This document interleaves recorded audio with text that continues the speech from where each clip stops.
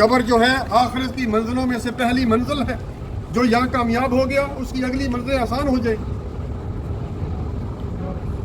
اور اسی طرح پیارے بھائیوں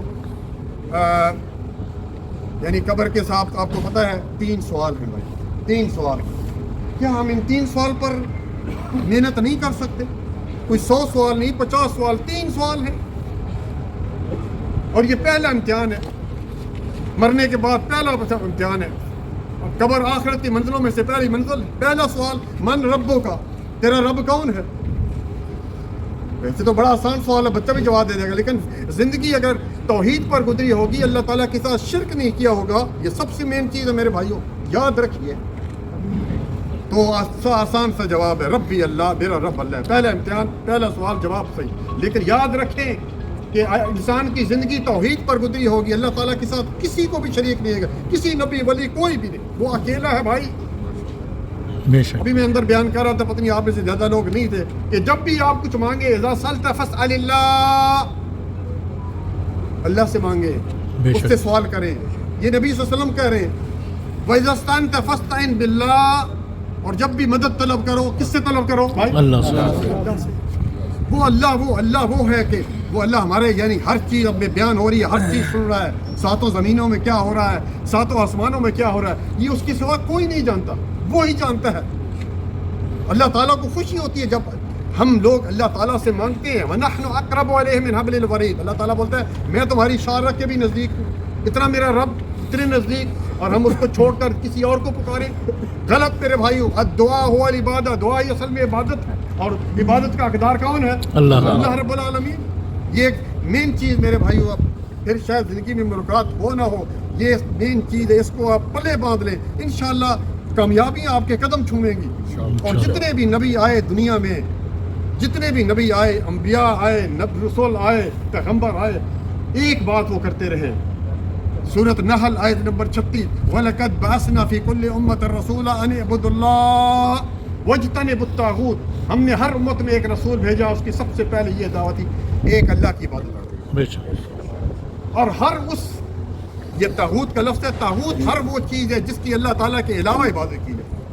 یہ سب سے اللہ کی قسم، یہ میں آپ کو جو میسج دے رہا ہوں، بے شک آپ کسی سے پتہ کر لیں، دنیا میں کسی آپ نے جو کیا نام ہے مولوی ہے، اسکالر ہے، مفتی، اس سے پتہ کریں، آپ کو یہی بات بتائے گا. اور اگر یہ بات نہیں بتائے گا تو جھوٹ. یہ سب سے عام چیز ہے عقیدہ توحید، اس پر زندگی گزارنی میرے بھائیوں.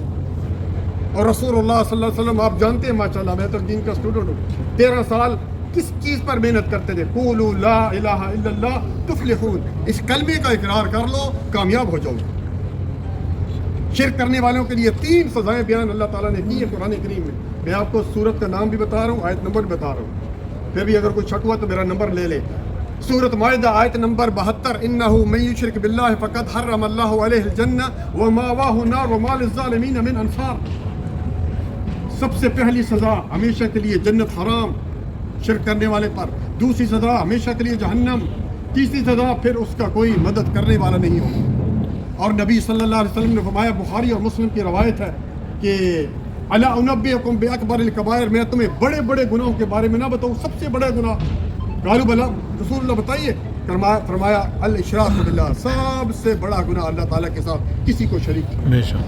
بھائیو یہ پیغام آج لے کر جائیں، قدرتی بات آپ کے ساتھ ملاقات ہوگی. یہ سب سے مین پیغام ہے میرے بھائیو، عقیدہ توحید کا پیغام.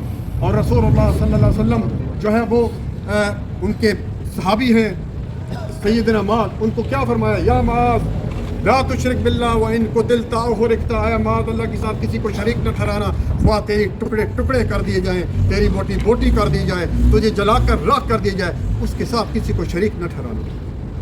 بھائی یہ معاملہ آسان نہیں ہے. اگر اس سے پہلے نہیں تھا، کوئی شرک تھا، یہ وہ، یہ تعویذ، یہ ڈنڈا، یہ درمان دامن، اللہ کی قسم اتار دیں. آج ادھر سے یہ قید کر کے جائیں کہ اللہ اکیلا ہے، اس کا دنیا میں کوئی شریک نہیں ہے. تعویذ پہنے ہوئے اندر جناب نہیں کیا کیا لکھا ہوا ہے، ایک اللہ رب العالمین، اس کی عبادت کرو، ہر قسم کی عبادت. اللہ تعالیٰ نے سورت انعام اس کی آیت نمبر غالباً 161 ہے یا 162 یا 161 ہے. کیا فرمایا اللہ تعالیٰ نبی صلی اللہ علیہ وسلم سے کروا رہے ہیں؟ اے نبی اعلان کیجئے قل ان صلاتی و نسکی و محیای و مماتی للہ رب العالمین. اے نبی کہہ دیجئے میری نماز، میری قربانی، میرا جینا، میرا مرنا کس کے لیے ہے؟ اللہ۔ بولیے تو صحیح۔ آج یہ آپ کو بولنا بھی اللہ تعالیٰ کے پاس ایک شہادت دے گا کہ اللہ ہم نے تیرے ساتھ کسی کو شریک تجھے کوئی الہ مانا تھا۔ اسی طرح ابن مسعود رضی اللہ تعالیٰ عنہ ہے، وہ کہتے ہیں نبی صلی اللہ علیہ وسلم سے سوال کرتے ہیں یا رسول اللہ، سب کے صلی اللہ علیہ وسلم، ایو ذنب اعظم عند اللہ، سب سے بڑا گناہ کون سا بتائیے گا ہمیں؟ آپ صلی اللہ علیہ وسلم فرمایا ان تجعل اللہ ندا دخل النار، ان تجعل اللہ ندا وهو خلقک، کہ تو اللہ تعالیٰ کے ساتھ کسی اور کو پکارے حالانکہ اللہ تعالیٰ نے تجھے پیدا کیا۔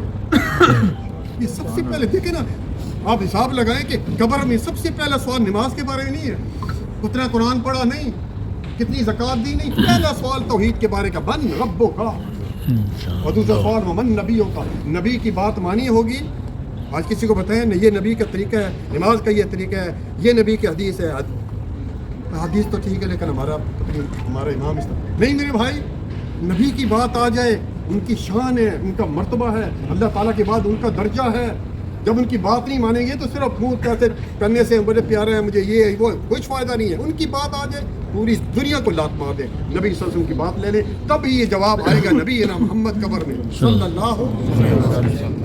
آسان ہے میرے بھائی، کوئی مشکل نہیں ہے، 5 وقت کی نماز پڑھیے، شرک سے بچیے، ٹھیک ہے، قرآن کریم کی تلاوت روزانہ ایک صفحہ پڑھیے، ٹھیک ہے، حلال رزق کمائیے، اگر اللہ نہ کرے کچھ اس طرح ہو جائے تو اللہ تعالیٰ سے، اللہ تعالیٰ کا دیکھیں دروازہ قیامت کی صبح تک کھلا ہے، کتنی اللہ تعالیٰ نے چھوٹ دے رکھی قیامت کی صبح تک، اور جب تک گھرگھرا یہ نہیں بولتا، جب تک کہ جان پاؤں سے نکلتی اور یہاں تک نہیں آ جاتی۔ اس لیے آج سے پہلے اگر کسی طرح کا معاملہ کسی کا بھی ہے، اللہ کے علاوہ کسی کو بھی پکارتے تھے، توبہ کیجیے، یا اللہ مجھے پتہ نہیں تھا، آج بھائی نے بتا دیا، اے اللہ آج سے بس تو ہی عبادت کے لائق ہے، جتنی بھی عبادات ہیں تیری لائق ہے، میں تیری ہی طرف عبادت کروں گا۔ پھر دیکھیے کس طرح آپ کی زندگی میں اللہ کی قسم تنخواہ میں برکت، اولاد میں برکت، اور اسی طرح جو ہے صحت میں برکت، ہر قسم میں برکت آئے گی۔ یہ کیا کریں آپ گھر میں برکت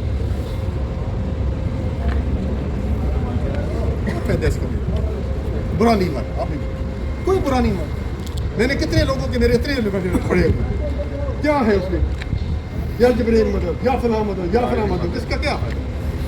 مجھے بھی تقریباً 40-50 سال ہو، ایک عربی کو میں نے نہیں دیکھا کس نے یہ پہنا، اور یہ کس زمینیں سونا ہو کرے، کسی کو برا نہ لگے۔ بعد میں اگر میرا واٹس ایپ نمبر لے لے، میں اس کے بارے میں پوری تفصیل بتاؤں گی، کب ٹائم میرے بھائی جب اللہ تعالیٰ سن رہے آخر اس کے اندر اگر پہلی بات ہے کہ اس کے اندر کوئی قرآن نہیں ہوتا، میں لکھ کر دیتا ہوں۔